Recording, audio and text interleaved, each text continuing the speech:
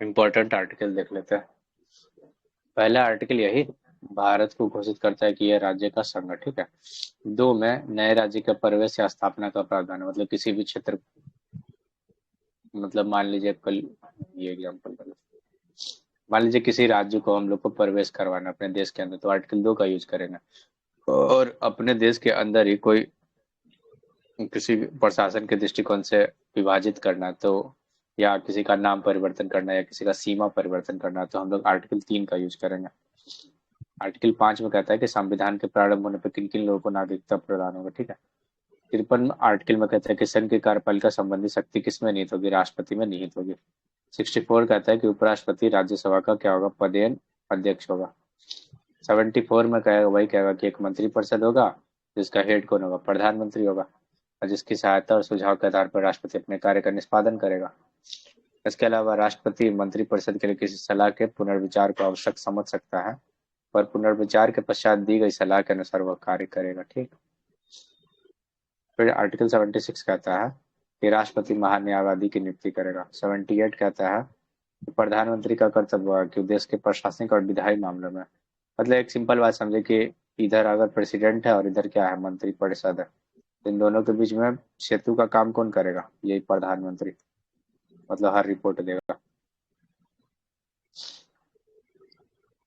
ठीक है।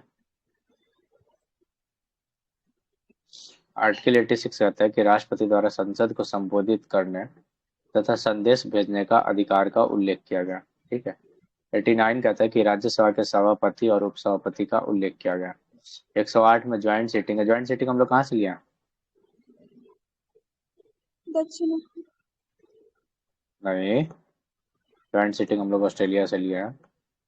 अच्छा, हाँ, संविधान और संशोधन करते हैं। हाँ, वहां से लिया, दक्षिण अफ्रीका से। 110 में देख लीजिए, 110 में धन विधेयक के बारे में बात किया गया, हम लोग ऊपर पढ़ के आए।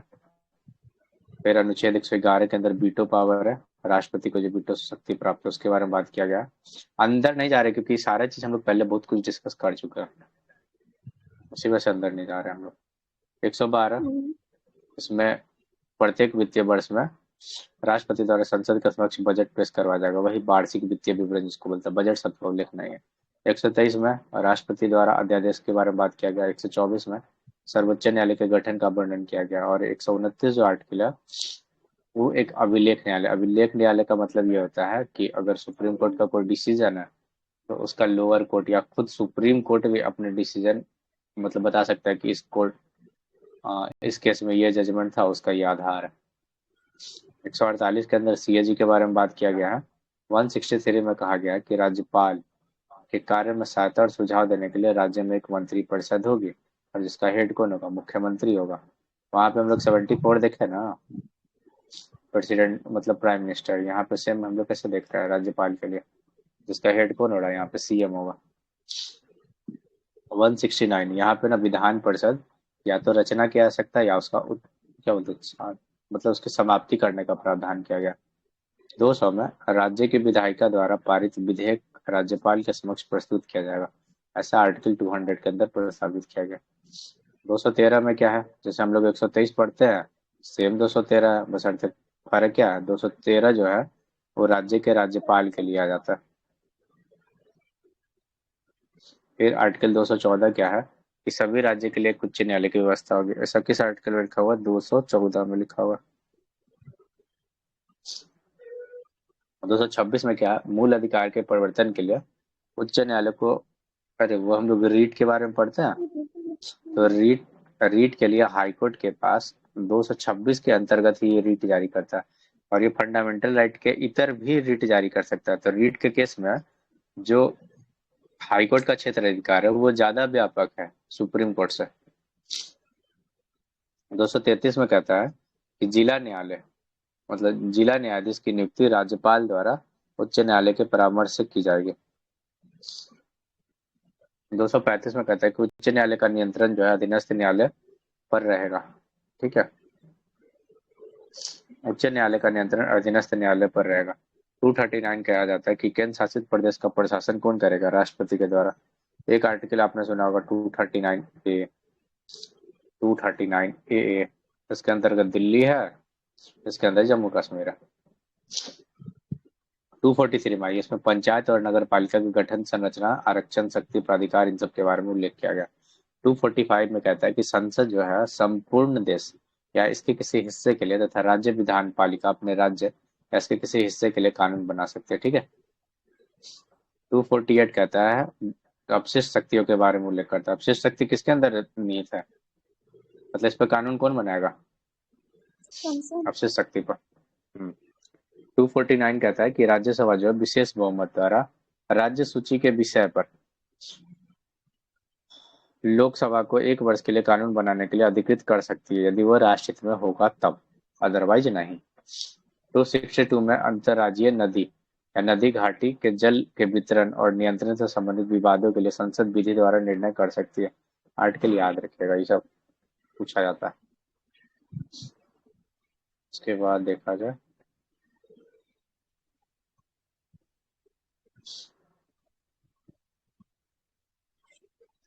263 में आइए। 263 कहता है कि केंद्र राज्य संबंध में विवादों के समाधान के लिए और परस्पर सहयोग के लिए एक राष्ट्रपति जो होगा एक अंतर्राज्यीय परिषद की स्थापना करेगा। तो कुल मिला के बाद 263 में क्या मिला, अंतर्राज्यीय परिषद मिला। और 262 में क्या मिला था,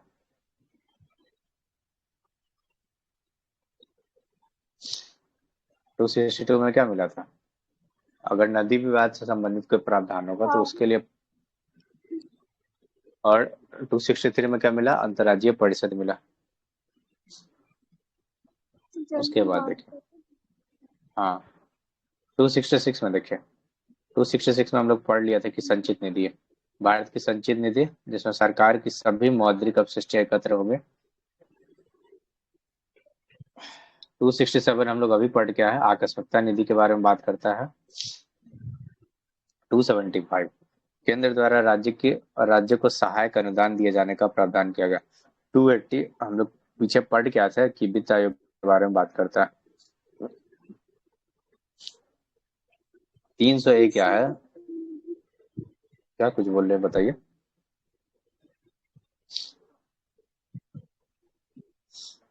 300 में कह रहा है कि राज्य किसी व्यक्ति को उसकी संपत्ति से वंचित नहीं करेगा, और ये 44वां संविधान संशोधन 1978 के द्वारा फंडामेंटल राइट से लीगल राइट के अंदर ट्रांसफर किया गया। फिर 312 इसमें कहता है कि राज्यसभा जो है ये राज्यसभा का विशेष अधिकार है, विशेष बहुमत द्वारा, किस प्रकार का बहुमत द्वारा, विशेष नई अखिल भारतीय सेवा का स्थापना करेगा। वर्तमान में कितनी अखिल भारतीय सेवा है, तीन है। वर्तमान में 3 ही है। एक है, बताइए नाम क्या क्या। IPS, IPS, IRS, IAS नहीं है, एगो IAS है, एगो IPS है, IFS है, एगो एगो इंडियन IFS, फॉरेस्ट सर्विस है। फॉरेस्ट या फॉरेन।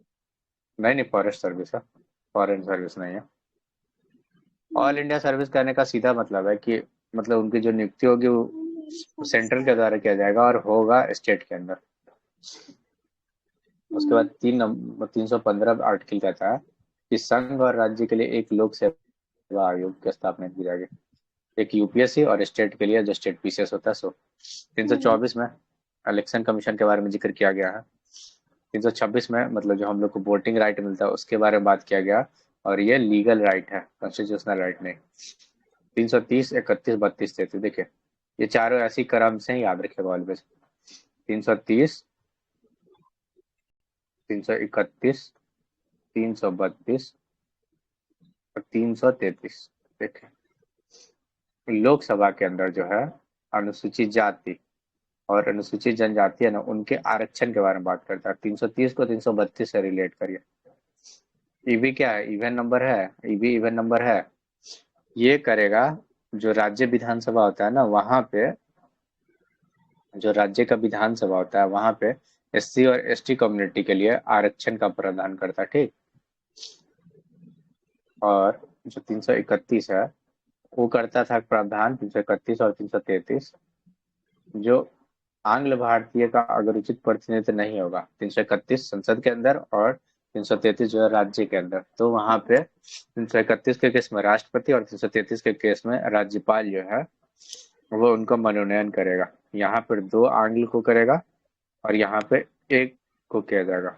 लेकिन 104वां संविधान संशोधन 2019, यहाँ पे क्या किया गया, ये जो आंग्ल भारतीय के लिए जो था व्यवस्था, उसको समाप्त कर दिया गया। ये 4 आर्टिकल ऐसे क्रम से याद रखिएगा, क्योंकि ये मैचिंग के लिए ऑलवेज रहता है। हम्म, तो यहाँ तक हो गया अपने लोग का खत्म। फिर आते हैं 335 आर्टिकल में, देखा जाए। अनुसूचित जाति, जनजाति और पिछड़े वर्ग के लिए विभिन्न सेवाओं में पदों पर आरक्षण का प्रावधान किया गया 335 में। फिर हम लोग 338 3 आर्टिकल और पढ़े थे पिछले दिनों। एक 338, 338 ए, 338 बी। इसमें हम लोग बात किए थे एनसीएससी के बारे में, इसमें बात किए थे हम लोग एनसीएसटी के बारे में, और इसमें हम लोग बात किए थे एनसीबीसी के बारे में। इसका संविधान संशोधन याद रखिएगा 102 नंबर का, क्या कि रिसेंट में हुआ है, इसलिए पूछा जाने का चांस ज्यादा होता है। ये 3 आर्टिकल एकदम क्रम से, मतलब 7 आर्टिकल तुम लोग ऐसे याद कर ले जो पूछा जाता है। उसके बाद और हम लोग देखे 300, ये सब हो गया। चलो फिर आगे देखते हैं। 340 में क्या कहा गया कि पिछड़े वर्गों की दशाओं के अन्वेषण के लिए आयोग की नियुक्ति, ठीक है। और ये नियुक्ति कौन करेगा, ये राष्ट्रपति करेंगे, ठीक है। 343 में बात करते हैं कि संघ की जो आधिकारिक भाषा है, ध्यान से देखें यहाँ पे राष्ट्रभाषा के बारे में बात नहीं किया गया। आधिकारिक भाषा जो है वो हिंदी होगी, और उसका लिपि क्या होगा, देवनागरी होगा। 347 में कहता है यदि किसी राज्य में पर्याप्त संख्या में लोग किसी भाषा को बोलते हैं, या उनकी आकांक्षा हो, या उनके द्वारा बोली जाने वाली भाषा को मान्यता दी जाए, तो उसकी अनुमति कौन देगा, राष्ट्रपति के द्वारा दिया जाएगा, ठीक है। फिर 351 के अंदर बात करता है कि संघ का कर्तव्य होगा कि वह हिंदी भाषा का प्रसार करे और उत्थान करे, ताकि जो भारत की मिश्रित संस्कृति है उसके सभी अंगों के लिए व्यक्ति के माध्यम बन सके, ठीक। 352 हम लोग पढ़ चुके हैं, इमरजेंसी प्रोविजन के बारे में बात करता है। 355 हम लोग जानते हैं कि बाह्य आक्रमण हो या आंतरिक अशांति हो, उससे राज्य की रक्षा करना संघ का कर्तव्य होगा, ठीक है। इन सब आर्टिकल के बारे में हम लोग ऑलरेडी पढ़ चुके हैं। 356 में राष्ट्रपति शासन है, मतलब राज्य का अगर संवैधानिक तंत्र प्रॉपर वे में नहीं चल रहा है तो राज्यपाल राष्ट्रपति को बता सकता है कि यहाँ पे व्यवस्था ठीक संवैधानिक तंत्र के अनुसार नहीं चल रहा है, तो वहां पे राष्ट्रपति शासन की सिफारिश कर सकता है। 360 हम लोग वित्तीय आपात में देख चुके हैं। 365 में हम लोग शायद देखे हैं कि यदि केंद्र द्वारा कोई चीज राज्य को भेजा गया, निर्देश भेजा गया, तो अगर वो नहीं मानता है उस कंडीशन के लिए, मतलब स्टेट नहीं मानता उस कंडीशन के लिए। 368 हम लोग को पता है क्या है 368, संशोधन और ये किस भाग के अंदर वर्णन किया गया, हाँ हाँ भाई, ये भाग 20 के अंतर्गत इसका वर्णन किया गया, ठीक है। 371 कहता है, एक मिनट, 370 भी है, 370 भी है, जो जम्मू और कश्मीर को विशेष स्थिति का वर्णन करता है, ठीक है। अब वर्तमान में तो ये इसके मुख्य मुख्य प्रावधान सब हट गया। 371 कहता है कि कुछ राज्य के विशेष सत्रों के विकास के लिए राष्ट्रपति बोर्ड स्थापित कर सकता है, जैसे महाराष्ट्र के लिए, गुजरात, नागालैंड, मणिपुर, इन सब स्टेट के लिए। ये नीचे का जो 2 आर्टिकल है 394 का, 395, मैंने कभी नहीं देखा है, मेरे को रिलेवेंट भी नहीं लगता।